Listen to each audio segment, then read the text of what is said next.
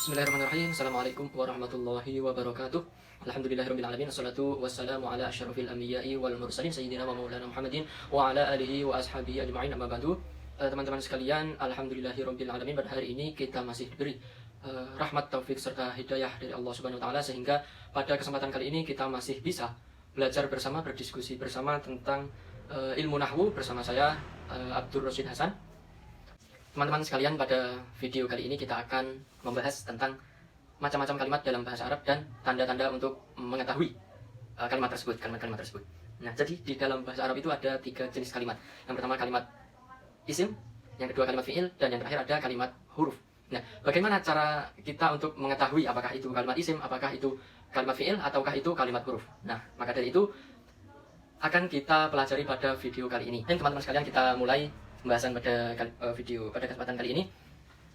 Bahwasanya kalimat dalam bahasa Arab itu terbagi menjadi 3. Yang pertama ada kalimat isim, kemudian ada kalimat fi'il, dan yang terakhir ada kalimat huruf. Kita ambil rujukan dari Nadhum Alfiyah mengenai alamat tanda-tanda kalimat isim, yaitu ada nadhum yang berbunyi lil jarri wa tanwini wan nida wa musnadin lil ismi tamyizun hasan. Sesuai nadhum tersebut, jadi di sini ada 5 tanda-tanda kalimat isim. Yang pertama yaitu bisa dibaca jar. Untuk sebab-sebab isim itu dibaca majrur itu ada 3 sebab. Yang pertama yaitu kemasukan harfu jar. Yang kedua yaitu karena idhofah. Yang ketiga yaitu karena tabi atau mengikuti kalimat sebelumnya. Nah, contoh di sini kita ambil contoh yaitu marartu bi gulami Zaidin al-Fadili. Marartu bi gulami Zaidin al-Fadili. Lihat ya. Nah, di sini ada kalimat isim yang pertama yaitu marartu bi gulamin. Bi gulamin ini, kalimat ini kemasukan harful jar yaitu bi, sehingga gulam ini dibaca majrur. Nah, bisa kita ketahui bahwasanya gulam ini dibaca majrur, yang kesimpulannya dia adalah isim. Nah, penyebab kedua yaitu idhofah. Di sini ada lafaz Zaidin yang mana dia menjadi mudhof ilaih dari kalimat gulam, sehingga di sini dia dibaca majrur. Dan dengan begitu Zaidin ini juga termasuk kalimat isim. Yang terakhir yaitu ada al-Fadili, yang mana ini adalah sifat dari Zaid. Dia dibaca majrur karena mengikuti atau tabi ke kalimat sebelumnya yaitu Zaidin, karena dia dibaca majrur, akhirnya al-Fadili dibaca majrur. Nah, dengan begitu al-Fadili ini juga termasuk isim.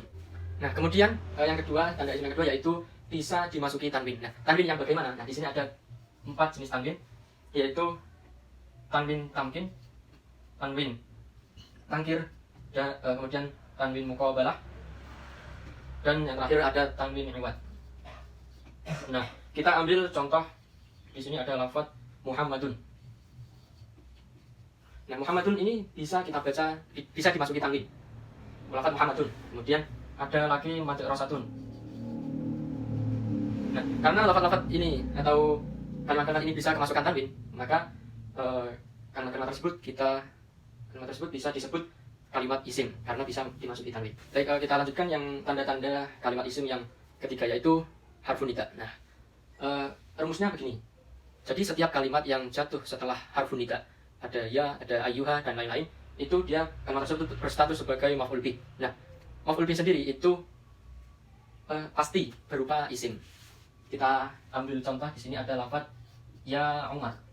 Nah, ya di depan ini adalah harfun nida. Sementara Umar, berarti Umar ini adalah isim karena dia sebagai maf'ul bih. Kemudian ada contoh lagi, ya ayyuhalladzina. Ya ayyuhalladzina. Nah, di sini ada ayyuha. Ayyuha ini adalah harfun nida. Kemudian di situ ada alladzina setelah harfun nida, itu berarti berupa kalimat isim.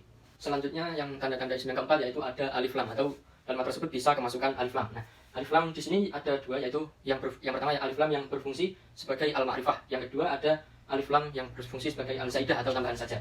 Di sini kita ambil contoh, ada lafaz raja'al muslimu minal Madinah. Nah, di sini ada lafaz al-muslimu dan al-Madinah. Nah, al-muslimu ini, lafaz al-muslimu ini bisa kemasukan al yang berfungsi di sini al-ma'rifah. Kemudian di bawahnya ada lafaz al-Madinah, bisa kemasukan al yang berfungsi sebagai al-zaidah atau hanya sebagai tambahan saja. Maka lafaz al-muslimu dan al-madinah ini kita simpulkan dia adalah kalimat isim. Terakhir di sini ada tanda untuk mengetahui isim yaitu musnad ilaih. Nah, musnad ilaih itu adalah kalimat yang disandari atau yang dihukumi sesuatu. Langsung saja kita ambil contoh biar lebih mudah. Contohnya yaitu ada kalimat qoma hasanun. Qoma hasan. Atau bisa juga di sini kita ambil lafaz hasanun qaimun. Hasanun qaimun. Nah, dua lafaz ini sama. Nah, di sini yang menjadi musnad ilaih yaitu pada lafaz hasanun. Karena dia adalah yang disadari atau yang dihukumi sesuatu. Maka hasan ini dihukumi berdiri. Qoma hasanun artinya hasan berdiri begitu kan. Nah, karena dia menjadi musnad ilaih itu berarti hasan adalah isim. Pembahasan yang selanjutnya yaitu yang kedua kalimat fi'il. Nah, bagaimana kita bisa mengetahui kalimat itu kalimat fi'il? Kita ambil rujukan dari kitab Jami'ud Durus. Nah, seperti itu kurang lebih bunyi dari kitab Jami'ud Durus. Nah, kemudian kita bahas satu persatu. Yang pertama yaitu tanda fi'il yang pertama yaitu bisa kemasukan qad. Nah, qad ini bisa masuk pada dua fi'il, yaitu fi'il madhi bisa atau fi'il mudhari juga bisa. Kalau fi'il madhi itu litahqiq atau berfungsi untuk mengungkapkan kesungguhan. Sedangkan untuk kalau masuk di fi'il mudhari itu faedahnya litaklil atau menunjukkan kadang-kadang, terkadang sesuatu itu dilakukan. Nah, kita ambil contoh di sini untuk fi'il madhi ada lafaz yang sering kita dengar yaitu qad qamatis shalah. Qad qamatis shalah. Nah, qamat. Lafaz qamat ini bisa kemasukan qad. Maka dari itu kita simpulkan bahwa lafaz qamat ini adalah fi'il. Nah, kemudian untuk fi'il mudhari itu kita ambil contoh qad yasduku al-kadibu. Di sini ada lafaz yasduku, artinya dia jujur. Kalau kemasukan qad, artinya terkadang dia jujur. Siapa? Al-kadib, dia pembohong. Nah, karena lafaz yasduku ini bisa kemasukan qad, maka kita simpulkan bahwasanya yasduku adalah kalimat fi'il. Tanda yang kedua untuk mengetahui kalimat itu fi'il yaitu bisa kemasukan sin. Nah, sin ini adalah harful istiqbal. Nah, dia hanya bisa masuk pada fi'il mudhari. Nah, kita langsung pada contohnya biar mudah untuk dipahami. Kita ambil contoh di sini ada sayaqulu sufaha.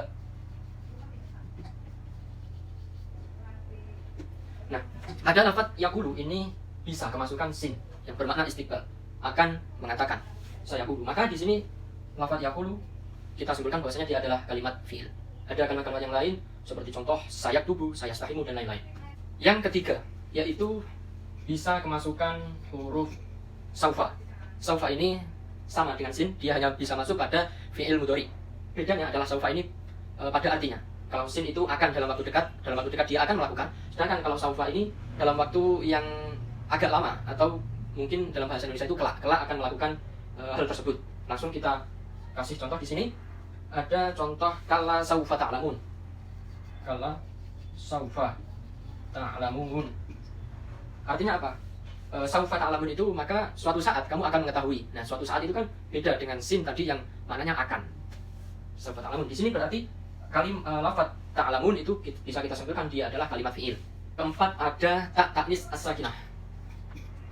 Nah, tak ta'nis as-sakinah ini menunjukkan bahwasanya fa'il dari lafaz tersebut adalah perempuan tunggal atau jamak ghairu akil. Nah, kita lihat pada contoh di sini. Di sini kita tuh kasih contoh zahabat Fatimah tuh. Nah, ini adalah tak ta'nis as-sakinah. Lafaz zahabat kemasukan tak ta'nis as-sakinah berarti dia adalah kalimat fi'il. Di sini fa'ilnya yaitu Fatimah, yaitu perempuan tunggal. Nah, kita kasih contoh yang kedua yang jamak ghairu akil yaitu futihat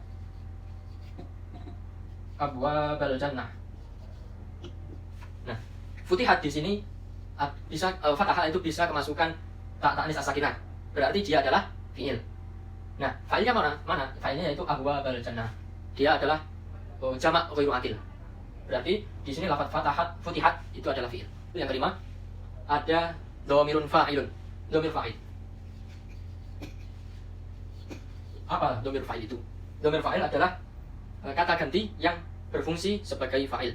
Dhamir adalah kata ganti fa'ilun fa'il. Dhamir fa'il. Kita langsung kepada contohnya. Di sini ada lafaz katabtu ar-risalah. Nah, yang disebut dhamir fa'il di sini adalah tak. kata betu. Nah, tu-nya ini dia adalah dhamir fa'il dari atau kata ganti dari ana. Saya telah menulis.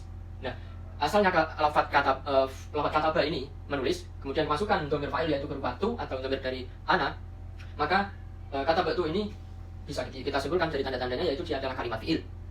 Tanda kalimat fi'il yang terakhir yaitu bisa kemasukan nun taukid. Apa nun taukid itu? Nun taukid adalah nun yang berfungsi sebagai penegasan fi'il tersebut. Nah, nun taukid ini terbagi menjadi dua, yaitu ada nun khafifah dan sakilah. Khafifah itu ringan karena dia ditulis tanpa tasdid. Kalau sakilah itu berat, nun yang berat karena dia ditulis menggunakan tasdid. Kita ambil contoh di sini di atasnya biar kelihatan. Lanas fa'an bin nasiyah. Lanas fa'an bin nasiyah. Lanas fa'an. Nah, di sini lafaz lanas fa'an itu diakhiri dengan nun taukid. Dia tidak tanpa tasdid. Nah, nun di sini hanya sebagai penegasan saja. Nah, karena dia bisa kemasukan nun taukid, maka lafaz lanas fa'an ini bisa kita sebut sebagai kalimat fi'il. Nah, kemudian kita kasih contoh untuk nun yang sakilah. Di sini ada lafaz lanukhrijannaka. Lanukhrijannaka. Lanukhrijannaka ya Syuaib. Maka akan kita keluarkan kamu. Lanukhrijannaka, akan kami keluarkan kamu wahai Syuaib. Nah, di sini ada nun sakilah atau dia nun pakai tasdid atau dia adalah nun taukid yang memasuki fi'il lafaz nukhrijannaka. Nah, maka dari itu karena lafaz nukhrijannaka ini bisa masukkan nun taukid, maka kalimat ini bisa kita simpulkan bahwasanya dia adalah kalimat fi'il. Nah, kemudian itu tadi tanda-tanda kalimat fi'il itu ada 6, yaitu qad, sin, sawfa, ta, anis, sakinah, dhamir fa'il dan nun taukid. Nah, yang terakhir itu kalimat huruf.